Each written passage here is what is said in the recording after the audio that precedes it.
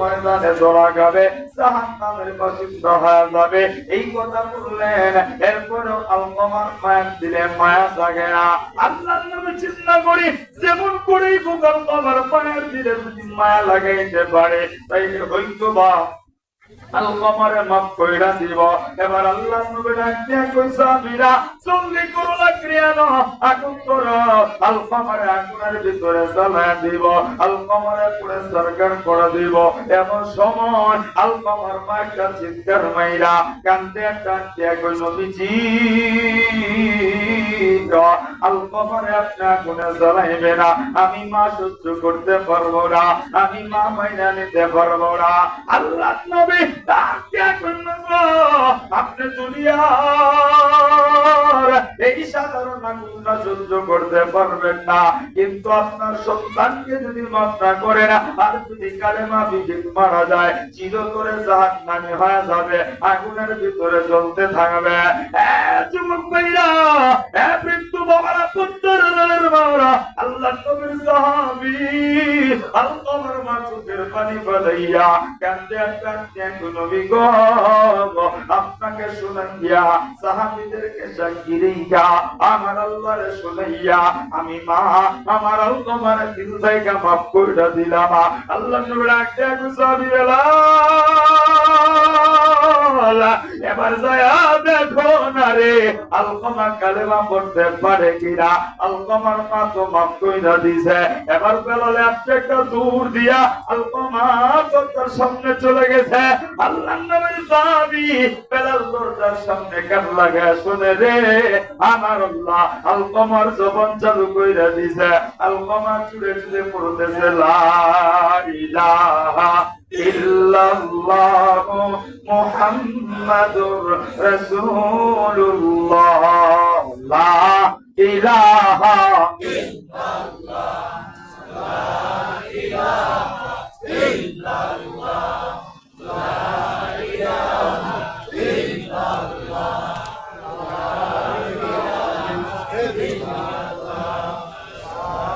ইলাহা ইল্লাল্লাহ। আরো জোরে লা ইলাহা ইল্লাল্লাহ, জোরে লা ইলাহা ইল্লাল্লাহ, লা ইলাহা ইল্লাল্লাহ, লা ইলাহা ইল্লাল্লাহ মুহাম্মাদুর রাসূলুল্লাহ। সবাই পড়ি সাল্লাল্লাহু আলাইহি ওয়াসাল্লাম। কষ্ট হইতাছে আপনাদের? না। তাইলে বৃষ্টিতে বললে আপনারা যাইবেন কেন, থাকবেন? কারা কারা থাকবেন না দেখি, কারা কারা থাকবেন একটু দেখি ইনশাআল্লাহ। বৃষ্টি বললেও আসি, না বললেও আসি ইনশাআল্লাহ। আমার লাইনে মমতা আনলে কি এরকম কথা কর, ঠিক কিনা? বড় বিরোধ আছে। কষ্ট হইতেছে আপনাদের? আর 15-20 মিনিট ইনশাআল্লাহ কষ্ট হইলে থাকবেন তো ইনশাআল্লাহ। আল্লাহ কবুল করে করেন, আমিন। আলকামা যতক্ষণ পর্যন্ত কালেমা পড়তে পারে না, যতক্ষণ মায়ের মনে কষ্ট ছিল, যখন মা মাফ করে দিছে অটোমেটিক জবানে কালেমা জারি হয়ে গেছে। জোরে কোন সুবহানাল্লাহ। এজন্য মার মনে কষ্ট দিব না ইনশাআল্লাহ। এই পৃথিবীতে মা চাইতে আপন কেউ নাই, বাবার চাইতেও আপন কেউ নাই।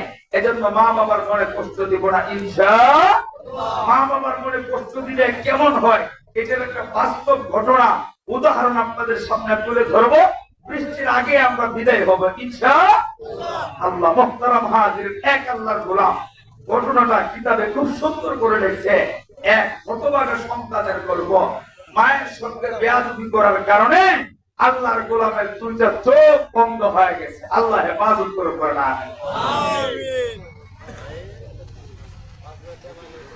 মুসলমান ভাইরা আমার খুব খেয়াল করে দিলের কান লাগায় কথাগুলি শুনবেন। একজন বাবা ছিল, আর কোন দিকে নজর দিবেন না। অল্প সময়ের ভিতরে আমি পয়েন্টটা ফিনিশিং দিব। বাবাজি আমার যুবক ভাইরা বৃদ্ধরা পর্দা ধারণের মালা এখনো পর্যন্ত যারা ভিন্ন কাজে ব্যস্ত আছে না আর কোন দিকে নজর নাই গভীর রাত্র হয়ে গেছে চিন্তা নরম করিয়া কথা কিছু শুনবে না বাবা গাড়ির ভাই না আমার শিশুর বাজারের বাবারা এই মসজিদে অনেকের বাবা নেই অনেকের মা নেই গো বাবার জন্য মার জন্য মোনাজাত করে তারপরে আমি আপনার বাড়ির দিকে যাবো যুবক ভাইরা আল্লাহর গোলাম রাস্তা দিয়ে বাবা কইরা ভিক্ষা করে আর একজন সঙ্গী তারে সহযোগিতা করে এই দৃশ্য প্রতিদিন আল্লাহর গোলাম দেখে একজন দোকানদার এই দৃশ্যটা দেখার পরে প্রতিদিন প্রায় সপ্তাহে একদিন হলেও এই আল্লাহর গোলাম ভিক্ষা করতে আসে দুটোর চোখ তার নষ্ট হয়ে গেছে একদিন আল্লাহর গোলাম ওই ফকিরটাকে বসাইলেন সুন্দর করে বসাইয়া তারে আদর আপ্যায়ন কইরা খাবার খাওয়াইলেন না ওই দিন তারে বিদায় করে দিলেন না আল্লাহর গোলাম কিতাবের লেখক লেখে ওই দোকানদারটা দ্বিতীয় দিন আবার যখন ভিক্ষার জন্য ওই দোকানের সামনে আসলো আল্লাহর গোলাম বলে ওই দিন আমি তারে সুন্দর করে খাবার খাওয়াই দিলাম যুবক ভাইরা আল্লাহর গোলামটা জানতে বলে আবার পরে আমি দেখি আল্লাহর গোলামটা আমার দোকানের সামনে ভিক্ষা করার জন্য চলতেছে আমি ডাক দিয়ে সুন্দর করে তারা বসাইলাম তারা আদর আপ্যায়ন কইরা তারা আমি মহব্বত কইরা নবীর আদর সময়না আমি তারা মেহমানদারি করলাম এবার আল্লাহর গোলাম ডাক দিয়ে বলতেছে ভাই যারা আপনি প্রতিদিন এইভাবে ভিক্ষা করেন আপনার তো দুইটা চোখ অন্ধ আমি আপনার কাছে একটু জানতে চাই আপনি কি জন্ম অন্ধ নাকি আপনি কোনোভাবে অ্যাক্সিডেন্ট করেছেন আল্লাহর গোলাম এই কথা যখন বললো কেমন যেন কাদু কাদু ভাব হয়ে গেছে মুখটা যেন কেমন কালো হয়ে গেছে এমন সময় দোকানদার ভাই বলতেছে ভাই না আপনি কেন বলতে যাচ্ছেন না এইভাবে কেমন করে আছেন দেখা যা আপনার মনটা বুঝি খারাপ হয়ে গেছে এবার আল্লাহর গোলাম ডাক দিয়া বলতেছে ভাই জানা আমি জন্ম অন্ধ না আমি কিছুদিন আগে কয়েক বছর আগে আমি অন্ধ হয়েছি এবার আল্লাহর গোলাম ডাক দিয়া বলতেছে ভাই জান আপনি কেমন করে অন্ধ হলেন আপনি কি কোনোভাবে অ্যাক্সিডেন্ট করেছিলেন নাকি আল্লাহর গোলাম ডাকতে কই দোকানদার ভাই আমি অ্যাক্সিডেন্ট অন্ধ হয় না তাইলে কেমন করে অন্ধ হয়েছে রে কেউ কি আপনার চোখে আঘাত করেছে নে বলে না না আমার চোখে কেউ আঘাত করে না বলে তাইলে কেমনে এবার আল্লাহর গোলাম ডাকতে কই ভাইরে এ পুতিন ভাইরে তুমি কেমনে অন্ধ হইলা এত সুন্দর দুইটা চোখ কেমন কইরা হারাইলা শুধু এই বিষয়টা আমি একটু জানবার চাই এবার আল্লাহর গোলাম অন্ধ মানুষটা দিয়ে কই ভাই জানা আমার চোখ দুইটা বড় ভালো ছিল আমি আপনার মতো সুস্থ ছিলাম আমি দুনিয়ার সব কিছু দেখতাম আসমান দেখছি জমিন দেখছি এই দুনিয়ার সব কিছু দেখতে পারছি দোকানদার বাইরে এখন আমি দেখতে পারি না আইকালকার চোখ আমি বলাইছে শুধুমাত্র মায়ের সঙ্গে বেয়াদবি করার কারণে মা মনে কষ্ট দেওয়ার কারণে দোকানদার ডাক দিয়ে কই ভাই জানা আপনি কি করছিলেন ডাক দিয়ে বলতেছে ভাই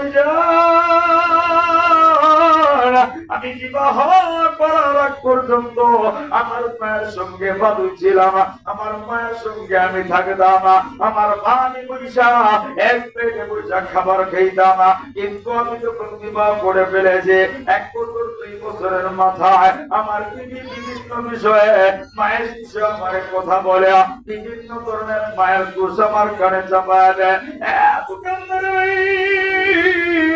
একদিন 2 দিন না দীর্ঘদিন আমার বিবি আমার কানে মায়ের ব্যাপারে তোমত দিতে থাকে আমি বিবির কথা শুই না মার প্রতি রাগান্বিত হইতে থাকলাম এক পর্যায়ে একদিন আমার মার কাছে আমি গেলাম এই কথাগুলি বলতে গেলাম আমার মা আমার দিকে তাকাইয়া চোখের পানি বানাইয়া ডাক দিয়ে কই বাবাজি আমার কোনো দোষ না আমার কোনো অন্যায় নেই রে আমার মায়ের কথা বলছে কিন্তু আমি বিশ্বাস করি না কিন্তু ভাই জান আমি বিবির কথা বিশ্বাস করি না আমার মা যে আমি ধমক দিলাম ওই দিন ধমক দিলাম দিন পরে আবারে আমার বিবির কথা শুইনা আমার মার দিকে আমি চোখ রাঙায় দেখাইছি। আমার মার দিকে চোখ রাঙায় দেখাইয়া আমার মারে আমি ডাক দিয়া কইছিলাম, মারে আরেকদিন যদি আমার বিবিরে কিছু করো, আমার বিবি যদি উল্টা পাল্টা করে, তোমার চোখ দুইটা দুইলা ফলাবো, তোমার চোখ কিন্তু আমি রাখবো না। হুজুর